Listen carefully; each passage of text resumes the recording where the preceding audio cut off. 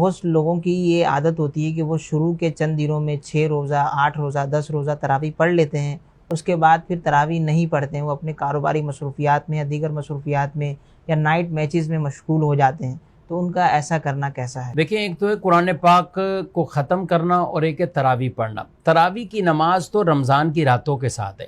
اس لیے جب 27 روزہ بھی ختم ہو جاتا ہے تو اس کے بعد 2 دن یا 3 دن تراویح تو پڑھی جاتی ہے۔ صحیح۔ تو اس کا اس سے تعلق یوں نہیں ہے کہ آپ تراویح کی نماز ہی نہ پڑھیں، تو کہیں سے آپ نے ختم قرآن بھی کر لیا ہے، سن لیا ہے، تو 5 6 راتیں 10 راتوں کے بعد تراویح آپ سے ختم نہیں ہوگی، بلکہ وہ تراویح کی نماز آپ کو اسی طریقے سے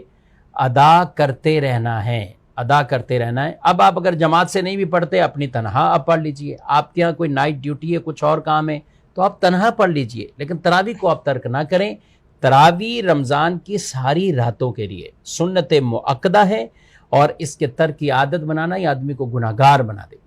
تو اس لیے اس گناہ سے بچتے ہوئے تمام مرد بھی اور عورتیں بھی، اور بالخصوص وہ لوگ جو 5 روزہ 6 روزہ پڑھیں اور اس کے بعد یہ کرکٹ میں مشغول ہو جائیں، کھیل کود میں مشغول ہو جائیں، تو وہ تو ایک تو رمضان کی راتوں کا تقدس پامال کر رہے ہوتے ہیں، دوسروں کی عبادتوں کے اندر خلل کا باعث بن رہے ہوتے ہیں، اور خود بھی کئی اعتبار سے گناہگار ہو رہے ہوتے ہیں۔ تو لہذا ان چیزوں میں اپنے آپ کو مشغول بالکل نہیں رکھنا۔ یہ لمحات وہ ہیں جن کو غنیمت جانتے ہوئے اللہ اور اس کے رسول کو راضی کرنا ہے، اور تراویح کی نماز بہرحال بالکل بھی ترک نہیں کرنی۔